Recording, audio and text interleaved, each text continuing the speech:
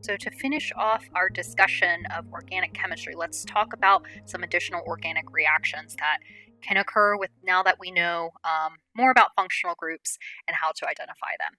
So, let's talk about oxidation reduction reactions. So, within organic chemistry, oxidation typically means adding oxygen to the carbon bonds within a molecule. So, oxidation, addition of oxygen. A reduction reaction typically involves gaining hydrogen, all right? So reduction, adding hydrogens. So in this example, we can take an alkane and we can oxidize it and add an oxygen containing group, such as an alcohol, to our alkane. So we're making an alcohol from our alkane that's oxidizing. Or we can reduce it back to an alkane by taking off that oxygen and replacing it with a hydrogen instead. So oxidation is we're gaining an oxygen, in this case an OH, and losing a hydrogen, reducing it. We add hydrogen back by taking away that oxygen bond.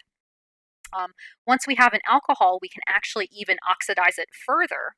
So with oxidizing an alcohol, we can turn it into an aldehyde. So in this case, we are removing one of this hydrogen bond. So we're actually removing a hydrogen and creating a double bond to oxidize this primary alcohol further to an aldehyde. We can reduce it back by adding hydrogen. So this is essentially removing hydrogen. We can reduce it back to an alcohol and then finally even reduce it even further back to an alkane. So typically oxidation is gaining of oxygen or removal of a hydrogen, and reduction is adding back hydrogen. So, I kind of gave you a glimpse of this. We can classify alcohols just like we classified carbons. We can classify alcohols as a primary, secondary, or tertiary alcohol, and it follows the same rules as carbons. So we classify these alcohols by the number of carbon groups that are bonded to the carbon that's attached to the alcohol group. So in this case, a primary alcohol so we look at the alcohol and we look at the carbon that it's attached to. And if there is one other carbon group off of that carbon, then we call this a primary alcohol. So a primary alcohol only occurs at the end of a carbon chain. A secondary alcohol, so we see our alcohol group here, and then we look at the carbon that it's attached to. In a secondary alcohol, there are two other carbon groups off of that carbon that the hydroxyl group is off of, and so that's why we call it a secondary alcohol. And then finally, a tertiary alcohol is when there are three carbon groups off of that carbon atom that the alcohol is attached to. Right? And this is important because whether we classify an alcohol as primary, secondary, or tertiary tells us a little bit about reactivity. So let's classify these different alcohols. All right, so in question A, let's first locate the oxygen or the alcohol group. So there it is.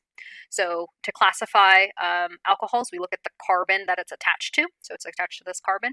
And I see that there's only one other carbon group off of that carbon. So this is a primary alcohol. In question B, so here is our alcohol group. Let's look at the carbon that it's attached to. So you can see that there's two carbons attached to that carbon. So this is a secondary alcohol. And then our last example here, so let's locate the alcohol, it's right there. And then if we look at the carbon it's attached to, it has 1, 2, 3 other carbon groups connected to it. So this is a tertiary alcohol. And the reason identifying primary, secondary, tertiary alcohols is important because it tells us a little bit about how those alcohols will be oxidized if we oxidize those alcohols further. So in a primary alcohol, if you oxidize that compound, it will turn that group into an aldehyde. In a secondary alcohol, if you oxidize it further, it will become a ketone. And for a tertiary alcohol, if you try to oxidize it, no reaction will happen. So identifying primary, secondary, tertiary alcohols is very important for predicting reactivity. And it's important to understand oxidation because this is what happens in our bodies when we metabolize alcohols, like ethanol, for example. So, in our body, there are enzymes that catalyze these reactions to break down ethanol into the byproducts that our bodies make, water and CO2. So, ethanol, as it becomes oxidized in our body, it ethanol, the active ingredient in alcohol that makes us the way we do. Ethanol is a primary alcohol. All right, see how that alcohol is at the end there, that this carbon is only attached to one other carbon. It's a primary alcohol. So when ethanol gets oxidized, it will become a aldehyde, so acetaldehyde. That is a metabolite of ethanol. So ethanol will become metabolized to acetaldehyde. It'll get oxidized further to acetic acid. Then finally, our liver will break down acetic acid to components CO2 and water, where the carbons are now completely oxidized in our body. And so, just to kind of reiterate, blood alcohol level in our bodies, depending on the concentration of alcohol. Essentially, our livers can only metabolize so fast. And so, as we have this buildup of ethanol in our bodies, we'll have different symptoms because our bodies can only metabolize so much. And see, it says here blood alcohol over 0.4% can be fatal because, essentially alcohol will build up in your body so much that it can be detrimental to your health and that it can't be metabolized as fast. So this table kind of summarizes some of the symptoms you may have with different blood alcohol concentrations. At very low concentrations, you might just feel dizzy or a little bit talkative. A little bit higher, you might be talking really loudly and laughing. Once you get to a blood alcohol concentration of 0.10, you start having a loss of coordination, and in most states, this is considered legally drunk. And then as you increase, you can see once you get to a 0.4 to 0.5, this will result in unconsciousness, coma, or even death. All right. And so when we talk about hangovers after consuming too much alcohol, that is buildup of acetaldehyde. Acetaldehyde is very toxic to our bodies, and if our bodies don't metabolize all of the ethanol from our body and it doesn't produce CO2, doesn't go through the whole metabolism process as acetaldehyde builds up in your body, this is another toxic component that can lead to hangovers and the overall unwell feeling in the morning. All right. Okay, so now let's talk about reactivity of aldehydes and ketones. So remember that these two functional groups both have carbonyl groups, this carbon-oxygen double bond on them. And aldehydes and ketones are different in which on an aldehyde, one of the groups off of that carbon is a hydrogen, so it's terminal. The carbonyl group is terminal. And then in a ketone, both of the side groups are carbon atoms. So if we take a quick aside and think about some physical properties of these different functional groups, since now we learned about them, if we think about boiling points, typically we see a higher boiling point if the intermolecular forces within that substance increase.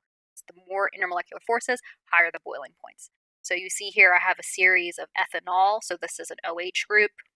Ethanal, that is a aldehyde group on the end, and then ethane, that's just, our carbon.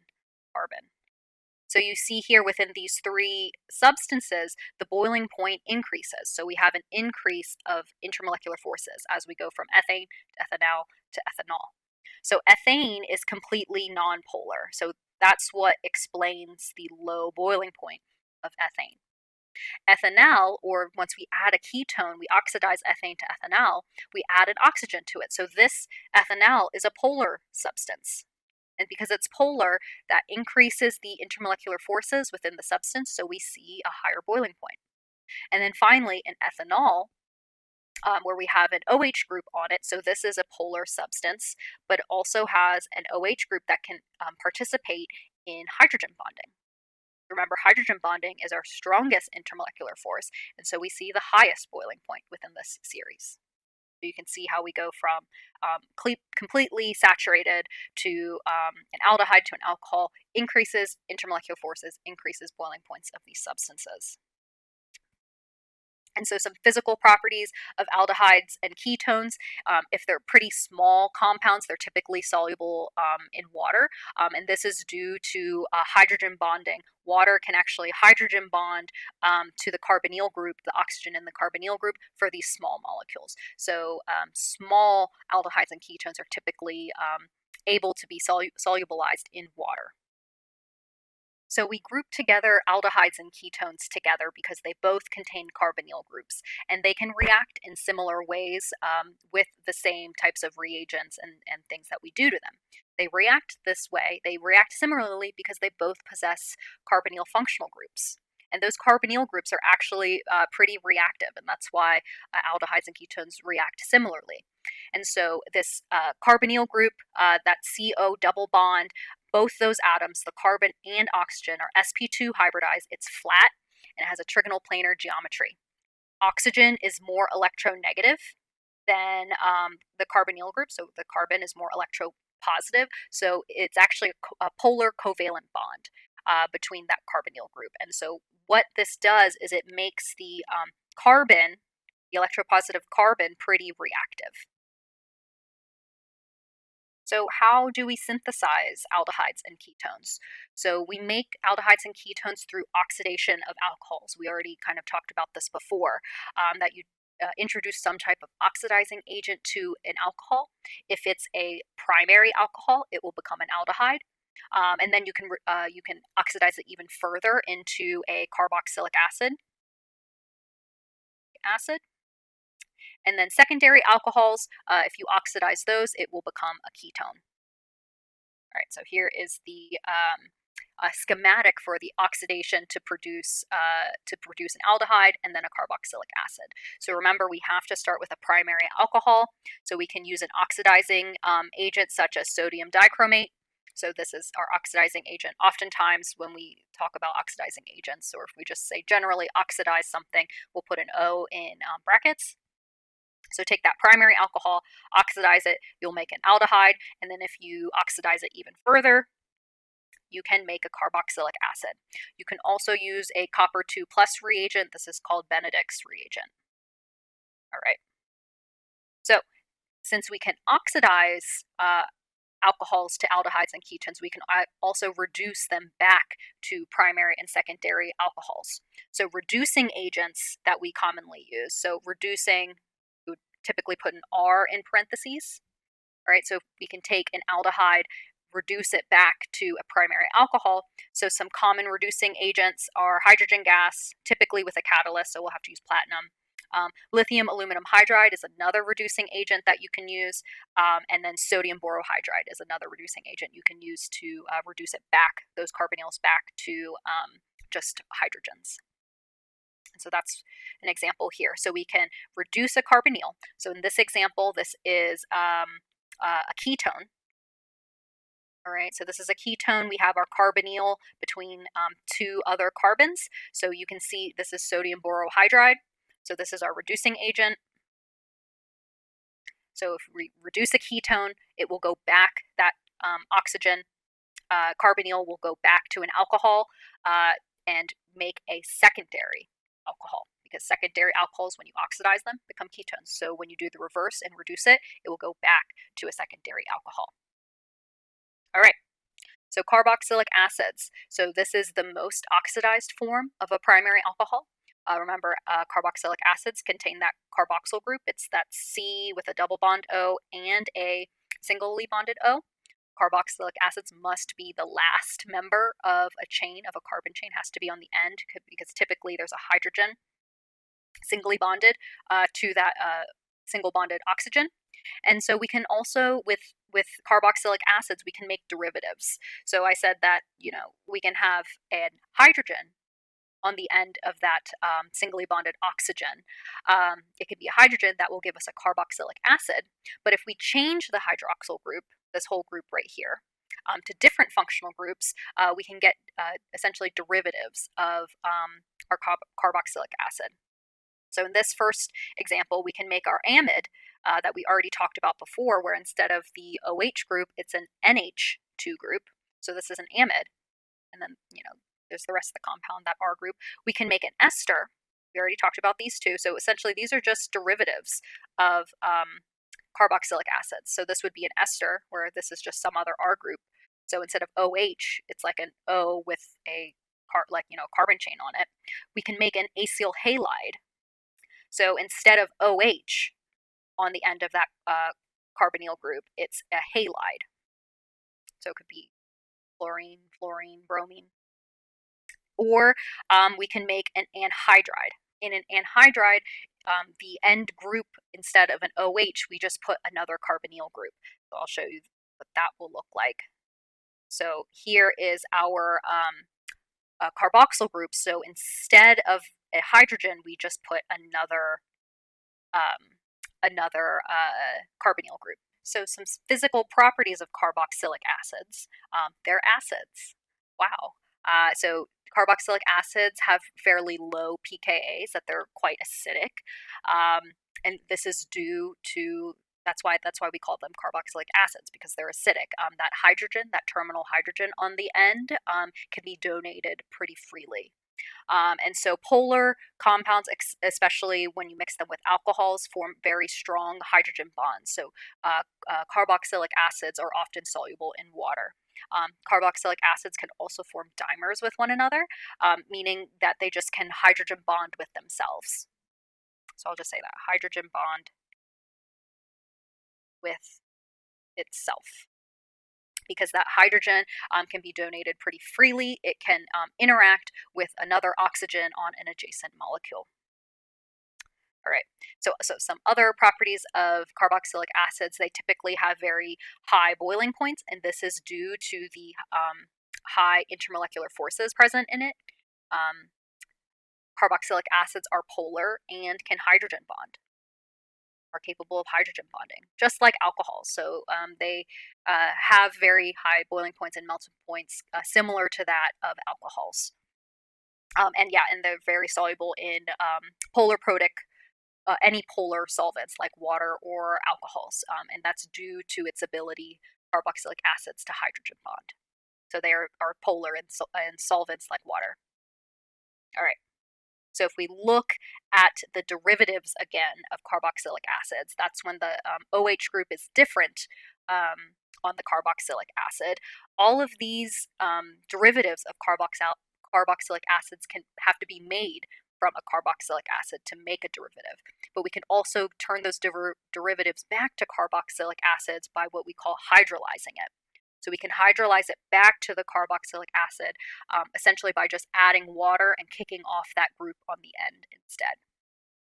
And so then here are all those classes of derivatives of carboxylic acids. So if we hydrolyze any of these compounds, it will hydrolyze, add water back to the structure, and get your carboxylic acid back.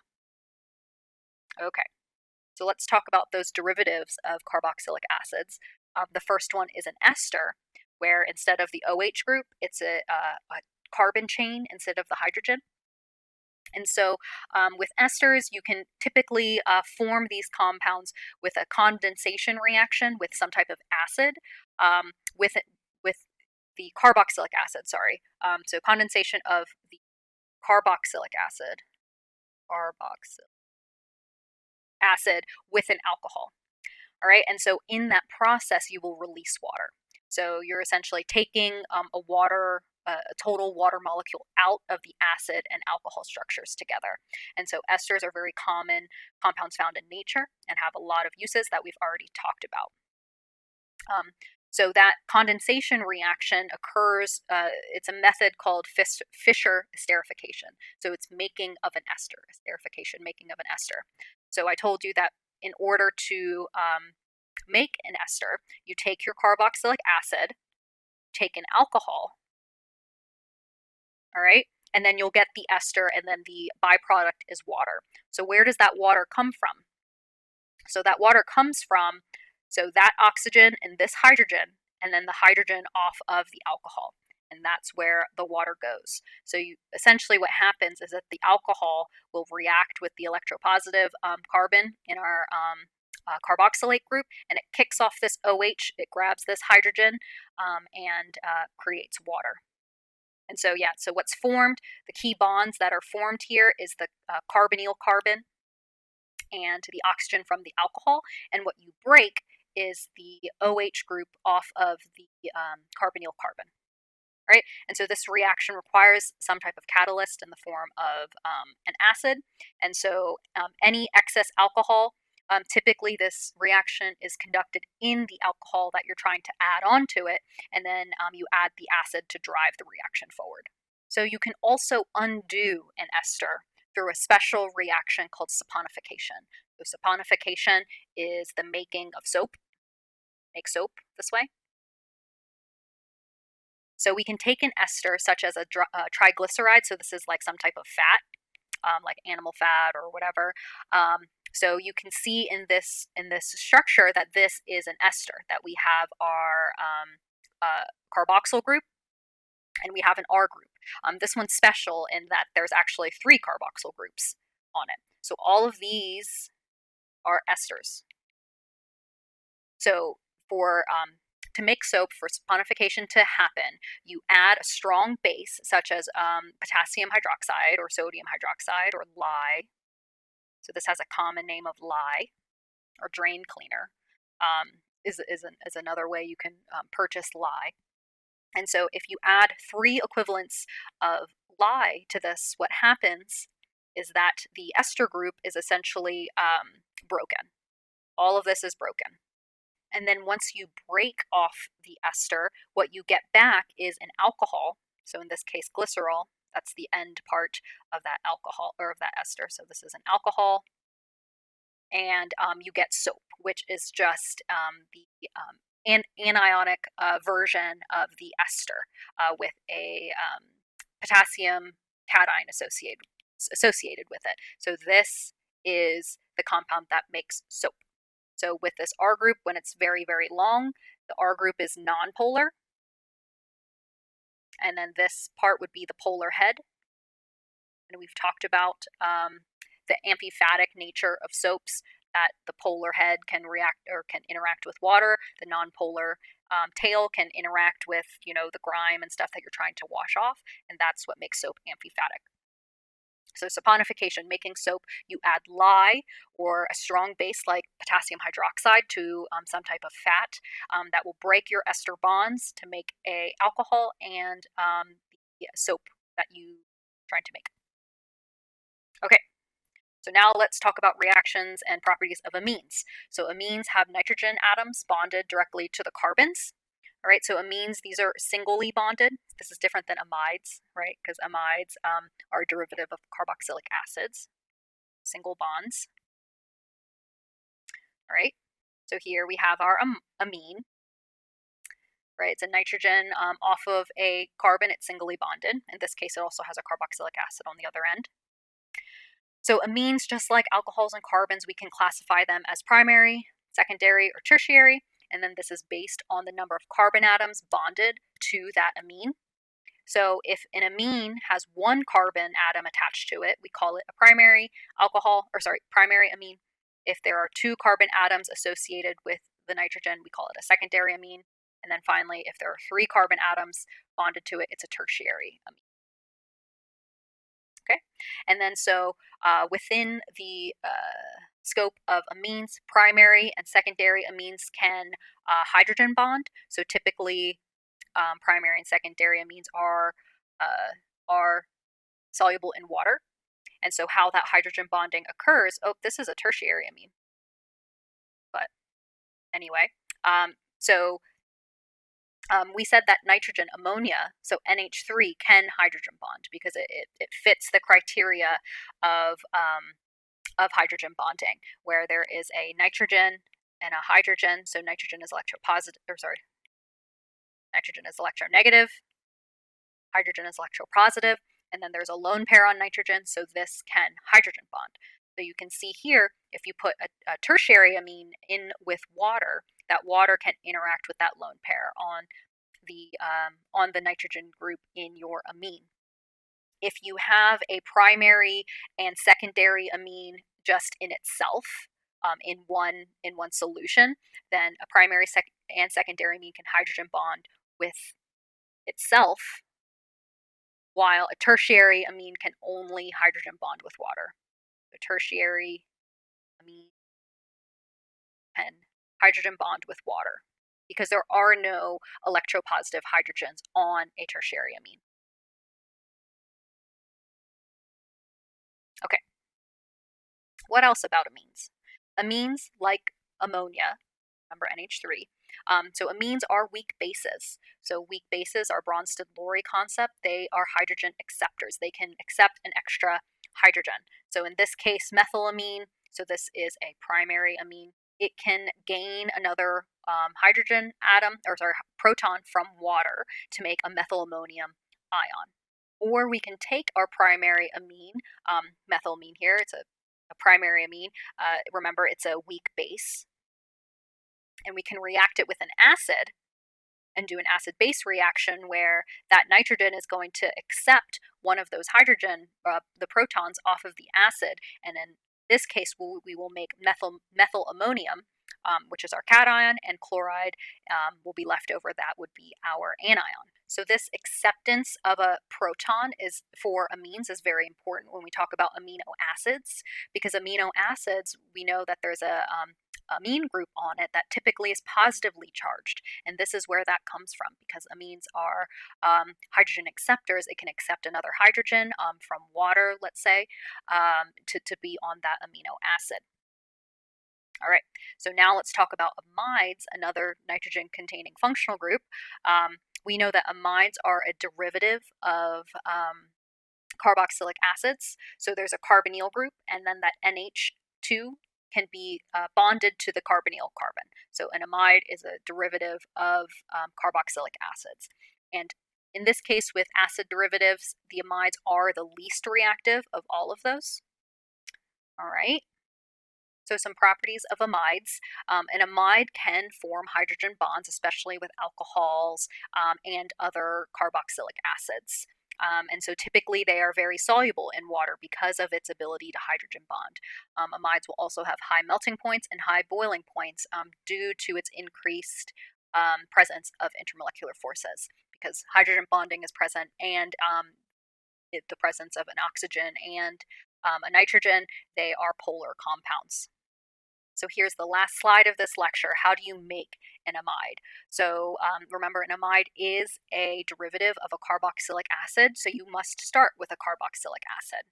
And so if you take a carboxylic acid and add another primary amine to it, that amine group can kick off, the amine group can kick off the hydroxyl group off of the carboxylic acid and replace it with the nitrogen-containing group to make an amide. And so to do this reaction, you take a primary amide, you will replace the OH group of your carboxylic acid. You also have to take to use some type of dehydrating agent, because in this reaction, water is also a product, so you're taking water off. So this is also very similar to how esters are formed. Very, very similar. And this is important because this is how peptide bonds are formed in proteins. You'll take the acid group off of an amino acid. In the body, you don't use DCC, a dehydrating agent, but the body will take out a water and combine the amine group side of an amino acid with the carboxylic side of another amino acid, and combine them together to make an amide. And so that is how peptide bonds are formed, by forming these amide functional groups within the protein structure. Right? And so this kind of is a clear gateway into for us to talk about the introduction of biochemistry, where we're taking these functional groups and seeing how their structure influences different processes within our bodies.